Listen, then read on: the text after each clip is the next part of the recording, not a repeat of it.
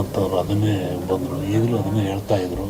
ನಾನು ಜೀವನದಲ್ಲಿ ಮಠ ಮರ್ತಿಲ್ಲ, ಏನಾರ ಅನ್ನ ತಿಂದರೆ ಇಲ್ಲಿಂದ ನಾನು ಭಕ್ತ ಬಂದು, ನಾನು ಭಕ್ತಿಯಿಂದ ಬಂದಿದ್ದೀನಿ, ಮಂತ್ರಿಯಾಗಿ ಬಂದಿಲ್ಲ, ಶಿಷ್ಯನಾಗಿ ಬಂದಿದ್ದೀನಿ ಅಂತ ಹೇಳಿದ್ರು. ಹಂಗೆ ಅವ್ರು ಒಳ್ಳೆಯದಾಗಲಿ, ಯಶಸ್ಸಾಗಲಿ ಅಂತ ಹಾರೈಸ್ತೀವಿ. ಸಂಕ್ರಾಂತಿ ಕಳೆದ ಮೇಲೆ ಒಂದು ಯೋಗ ಇದ್ದಂಗೆ ಕಾಣಿದೆ. ಇವರಿಗೆ ಅಂತಲ್ಲ, ರಾಜ್ಯ ಮಟ್ಟದಲ್ಲಿ ಒಂದು ಉನ್ನತ ಯೋಗ ಅವಕಾಶ ಇದೆ. ಹೋಗಿದ್ದಾರಲ್ಲ, ಅದು ರಾಜ್ಯದ ಮಟ್ಟದ್ದು.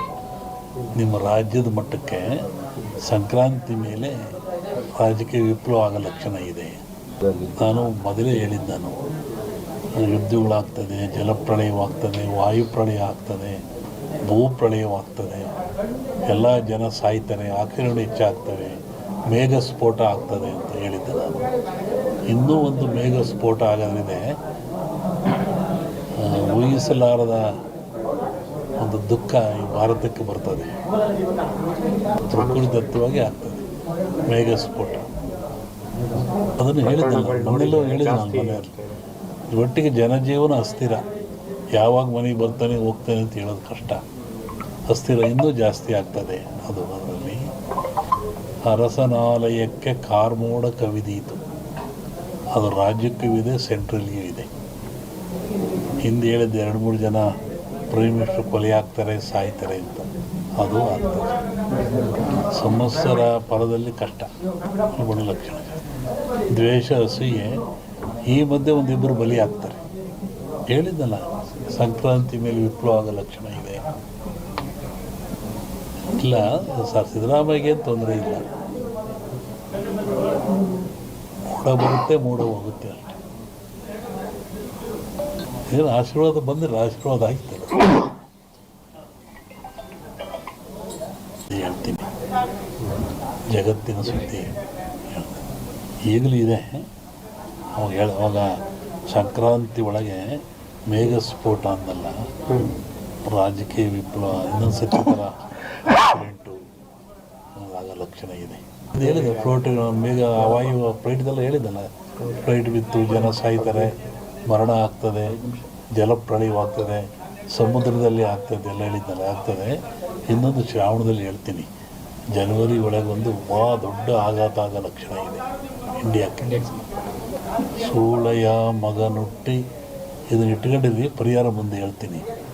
ಸೂಳೆಯ ಮಗನುಟ್ಟಿ ಆಳುವನು ಮುನಿಪುರವ, ಯುದ್ಧವಿಲ್ಲದ ಮಡಿಯೇ ಪುರವಲ್ಲ ಕೂಡಾದೀತು. ಇದು ಹಾಕ್ರಿ, ಇದು ರಿಸಲ್ಟ್ ಹೇಳ್ತೀನಿ, ಆಮೇಲೆ ಬಿಡಿಸಿ ಹೇಳ್ತೀನಿ ಅದನ್ನು ಏನಂತ. ಇನ್ನೊಂದು, ಅಕಾಲದಲ್ಲಿ ಮಳೆ ಬಂದರೆ ಸಕಾಲದಲ್ಲಿ ಮಳೆಗೆ ತೊಂದರೆ ಆಗ್ತದೆ. ಮುಂದೆ ಬೇಕಾದಾಗ ಮಳೆ ಬರಲ್ಲ. ಈಗ ಬಂದುಬಿಡಿತಲ್ಲ, ಮುಂದೆ ಒಳ್ಳೆ ಬಿತ್ತನೆ ಕಾಲ, ಬೆಳೆ ಕಾಲ, ಬೇಕಾದಾಗ ಬರಲ್ಲ. ಅಕಾಲದಲ್ಲಿ ಮಳೆ ಬಂದರೆ ಸಕಾಲಿ ತೊಂದರೆ ಆಗ್ತದೆ. ಈ ಸರಿ ಅಂಥದ್ದು ಏನಿಲ್ಲ, ಸಮತೋಲನ ಆಗ್ತದೆ. ಇನ್ನೂ ಜಲಪ್ರಳಯ ಇದೆ, ರಾಜ್ಯದಲ್ಲಿ ಜಲಪ್ರಳಯ ಇದೆ. ಇಡೀ ಭಾರತ, ಇವು ಜಗತ್ತಿಗೆ ಇದು. ಸಾಗರದಲ್ಲಿ ಒಂದು ಅಚ್ಚರಿಯ ಸಂಗತಿ ಕಾಣುತ್ತೆ. ಜಲಸ್ಫೋಟ ಅಂತ ಹೇಳಿದ್ದೆ ನಾನು, ಅಲ್ಲಿ ಒಂದು ಆಗ ಲಕ್ಷಣ ಇದೆ. ಈ ಎರಡು ಸೇರಿ ಮನುಷ್ಯರೇ ಮಾಡೋದಲ್ಲಿ ಕೆಲವೊಂದು ಹೇಳೋಕ್ಕೆ ಹೆದರಿಕೆ ಆಗುತ್ತೆ. ಪರಿಹಾರ ಏನೆಲ್ಲ, ಭಗವಂತನ ಧ್ಯಾನ ಮಾಡಬೇಕು ಅಷ್ಟೇ. ಯಾವ ಪೂಜೆ ಪುರಸ್ಕಾರದಿಂದ ಏನು ಉಪಯೋಗ ಆಗಲ್ಲ. ನೇರವಾಗಿ ಭಗವಂತನ ಧ್ಯಾನ ಮಾಡೋದೇ ಮುಖ್ಯ. ನೆನೆಸ್ಬೇಕು ಭಗವಂತ. ಸೂಳೆಯ ಮಗನುಟ್ಟಿ ಆಳುವನು ಮುನಿಪುರವ, ಯುದ್ಧವಿಲ್ಲದ ಮಡಿಯೇ ಪುರವಲ್ಲ ಕೂಡಾದೀತು. ವಿಷ್ಣು ವಾಮಾವತಾರದಲ್ಲಿ ವಾಮನ ಭೂಮಿ ಕೇಳಿದ, 3 ಅಡಿ ಭೂಮಿ ಕೇಳಿದ, ಎಲ್ಲ ಉಳಿತು. ಅಮೇರಿಕಾ ದೇಶದಲ್ಲಿ ಅಲ್ಲೇ ತುಳಿದವನ್ನ ವಾಮನ ವಿಷ್ಣು ವಾಮಾವತಾರದಲ್ಲಿ ಬಲಿಯ. ಅದನ್ನು ಮುನಿಪುರ ಅಂತ ಕರೆದರು. ಏನ್ಸಂಡ್ ಇಂಡಿಯಾ ಹಿಸ್ಟ್ರಿ ಒಳಗೆ ಅಮೇರಿಕವನ್ನು ಮುನಿಗೆ ದಾನ ಕೊಟ್ಬಿಟ್ಟನಲ್ಲ ಅವನು, ವಾಮನಿಗೆ ದಾನ ಕೊಟ್ಟನಲ್ಲಪ್ಪ, ಅದು ಮುನಿಪುರ ಅಂತ.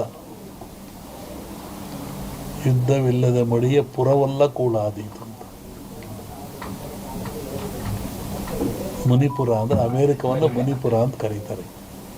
ಅದು ಅಮೇರಿಕ ಒಂದು ದೇಶದಾಗೆಲ್ಲ ಎಲ್ಲರೂ ಸೇರ್ಕೊಂಡ್ರದಲ್ಲಿ. ಶ್ರಾವಣದ ಮೇಲೆ ಹೇಳ್ತೀನಿ. ನೋಡು ಹೇಳಿದ್ದೀನಿ, ಇನ್ನೂ ನೋಡ್ತಿರ್ಬೇಕಾರೆ. ಹಿಂದೆಲ್ಲ ಹೇಳಿದ್ನಲ್ಲ, ಮೊನ್ನೆ ಹೇಳಿದ್ದೆ, ಕೆಲವು ಮುಳುಗ್ತವೆ ದೇಶಗಳು, ಕೆಲವು ಹೇಳ್ತವೆ, ಹೊಸ ರಾಜ್ಯಗಳು ಉತ್ಪತ್ತಿ ಆಗ್ತವೆ ಅಂತ ಮೊನ್ನೆ ಹೇಳಿದ್ನಲ್ಲ. ಮತ್ತು ಮದ್ದಿಲ್ಲದ ಕಾಯಿಲೆ ಬರುತ್ತೆ, 5 ವರ್ಷ ಇರುತ್ತೆ ಕಾಯಿಲೆ ಅದು. ಮತ್ತು ಕೊರೋನಾ ಬಂತು, ಇದು ಇನ್ನೊಂದು ರೂಪವನ್ನು ತಾಳುತ್ತೆ. ಆದರೆ ಸಾವು ನೋವು ಕಮ್ಮಿ, ಕಾಯಿಲೆ ಮಾತ್ರ ಈ ಸಂವತ್ಸರದಲ್ಲಿದೆ. ಹೊಸ ರೋಗ ಉತ್ಪತ್ತಿಯಾಗಿ ಉಸಿರಿಗೆ ಸಂಬಂಧಪಟ್ಟದ್ದು, ಜನ ಆ ಥರ ಸಾಯ್ತಾರೆ. ಆ ಭೂಮಿ ಹೇಳಿದ, ಭೂಮಿ ಗುಡ್ಡ ಬಿಡಿ ಉಳ್ತವೆ ಅಂತ ಹೇಳಿದ್ದು ನಾನು. ಬೆರೆಯುತ್ತೆ, ಉಳುತ್ತವೆ, ಸಮುದ್ರ ಜಲಬಾಧೆ, ಜನ ಸಾಯ್ತಾರೆ ನಮ್ಮನ್ನು ಹೇಳಿದ್ನಲ್ಲ.